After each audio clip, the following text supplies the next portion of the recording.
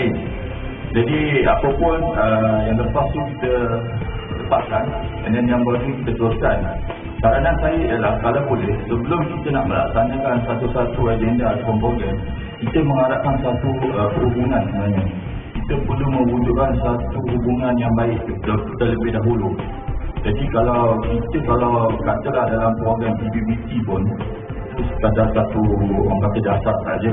Tapi kalau kita sendiri di kalangan PBBT masih kurang mengenali apatah lagi dengan kaki tangan ICT, saya rasa benda ni belum boleh orang kata belum jaya lah. Even dalam PBT itu sendiri, kalau dalam jabatan itu sendiri, kalau ketua jabatan pun kalau tak berbaik, tak ada perasaan orang kata positif, saya rasa tak akan berjaya.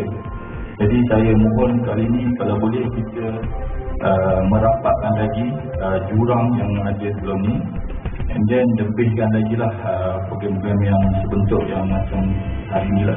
Saya mengharapkan sangat. Sebab selama saya bertugas di PBT pun saya kurang mengenali wakil-wakil dari ICT sebenarnya. Mungkin sebahagian lah, mungkin saya attend pada training saja. Dan kali ini saya rasa berbesar hati sebenarnya saya dapat mengenali grup-grup kan. Saya tak tahu lah untuk apa. Tapi alhamdulillah untuk pagi ini saja saya dah nampak dia punya objektifnya. Jadi itu saja. Okey, terima kasih Cik Sebut.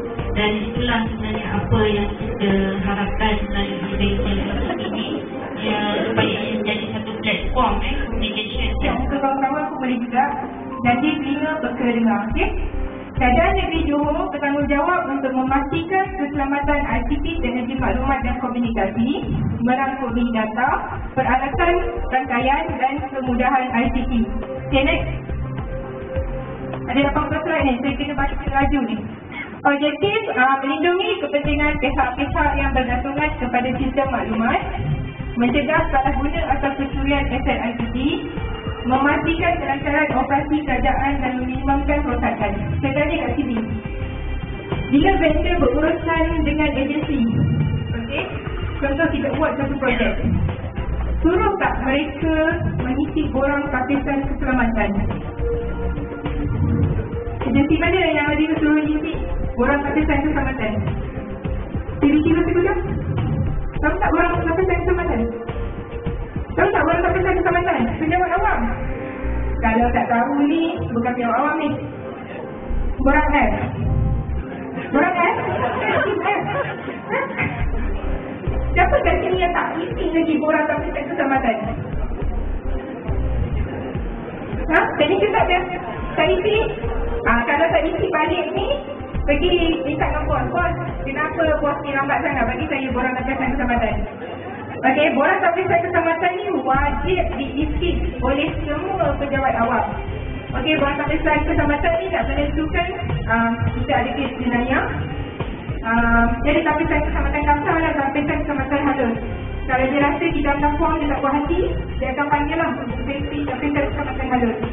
Jadi lapisan keselamatan ni dia bukan fokus kepada pejabat awam saja, tapi dia juga fokus kepada pembekal, pakar kuning, siapa sahaja yang berurusan dengan kerajaan negeri dan dengan agensi-agensi kerajaan. Okey? Bob main telefon. Boleh bagi saya telefon? Bob, dari si orang takkan saya sama tak? Bob, belum kita bagi seminit dengan konsep dah. Okey. So, daftar keselamatan ICT terdiri pada manusia, peralatan, perisian dan apa sahaja yang berkaitan dengan ICT. Okey, sistem ICT ni nampak mudah. Orang pandang mudah ada daftar keselamatan ICT ni. Tapi dia punya risiko ancaman terlalu banyak sebenarnya dalam dunia global ni. Okey, bila kita sebut ICT, contoh web kena hack. Kenapa web kena hack sebenarnya? Network, betul ke kerana network? Coding, kemungkinan. Password, kemungkinan. Jadi isu-isu macam ni yang kita kena pasti. Okey, bila berlaku laman web diceroboh, perkara pertama yang akan dibuat network, itu perkara biasa. Okey, walaupun sebenarnya mungkin juga macam sekarang trend yang paling terkini SQL injection, dan paling menjadi kegemaran EPPM, password, admin. Password dalam ikut standard prosedur langkah dan garis panduan keselamatan yang ditetapkan berdasarkan kepada peraturan pejabat ketua pegawai keselamatan kerajaan Malaysia dan agensi masing-masing. Next, keselamatan sumber manusia. Ini yang paling penting tapi yang paling kita abaikan. Bila kita cakap pasal pencerobohan data, agak-agak mana yang lebih bahaya? Manusia ke orang daripada luar? Ataupun pejabat awam kat dalam agensi sendiri? Rasa-rasa? Orang dalam kan? Selalunya pencerobohan maklumat dilakukan oleh orang dalam sendiri. Kita selalu risau pencerobohan yang daripada luar. Tapi sebenarnya daripada luar amat susah untuk menceroboh ke dalam sistem masing-masing sebenarnya. Selalunya yang menyebabkan pencerobohan maklumat adalah di kalangan penjawat awam ataupun orang dalam sendiri. Contoh baru-baru ni kita bermesyuarat di peringkat federal. Berkongsi maklumat NRC.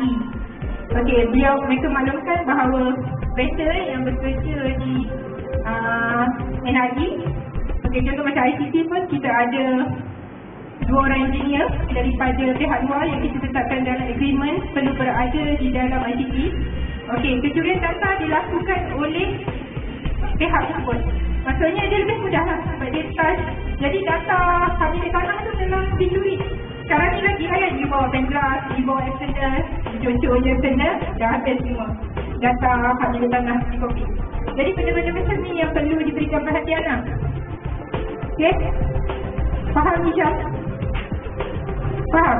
Ya ke faham? Tapi kenapa tak buat? Tak, selama kita dasar keselamatan ICT ni kita bagikan kat di mana? Di mana lokasi? Lokasi di DDG satu, di Peti-Peti satu, di Bilik Kebal, satu lagi di tepi DNCT lah. Pejabat tanah selamat. Siapa wakil Jawapan Tanah Selamat? Jawapan Tanah Selamat. Kita tanya tak Jawapan Tanah Selamat. Jawapan Tanah yang selalu buat backup ni. PBT selalu buat backup tak? Misteri PBT ada tak buat backup? Ada. Dekat mana simpan? Saya Nurul ni semuanya diuruskan oleh saya. Dia pergi ke kalau dia beli susun nasi, siapa yang buat backup? Saya memang tak dibagi kuasa dan saya tak diberi masuk ke susun tersebut untuk keselamatan. Selama ni lah awak nampak PTM buat backup. Kat mana dia simpan backup tape dia? Tak pasti. Tapi kalau dia tak ada 2 minggu, siapa yang buat backup?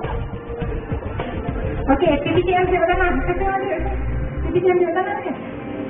Awak buat backup? Buat juga? Buat juga ke buat? Kita tak sure lah. Kat mana simpan ke? Kebal. Dan Peti-Peti di Jawapan Tanah. Jawapan Tanah. Ada tak yang simpan sebenarnya backup tape ni ataupun backup data? Sekarang ni ada yang tak guna backup tape. Sekarang kan ada yang gunakan secara online ni. Backup yang paling bagus bukan di department kita. Faham? Bukan di lokasi yang sama. Itu adalah backup yang terbaik. Contohnya macam PTG sekarang ni dia punya server di data center ICT. Dia punya backup dia bawa balik ke department dia di pasal lain. Jadi maksudnya kalau lah berlaku kebakaran di ICT tu, meletup semua, kita ada backup data di PTG. Kalau kita letakkan juga di PTG, contoh di Jabatan Tanah tu sendiri, kalau meletup satu Jabatan Tanah tu, habis semua. Contoh macam tu lah. Yang ini perlu diberikan pada. Sama juga dengan di PTG. Seboleh-bolehnya backup data tu diletakkan di lokasi yang berbeza lah. Mungkin daripada sini kita kena adakan satu tempat yang lain untuk backup. Dan restore juga, kita kena ada prosedur berlaku sesuatu insiden, sistem korup atau sebagainya. Macam mana kita nak restore dan dalam jangka masa berapa kita nak restore balik kita punya data. Next.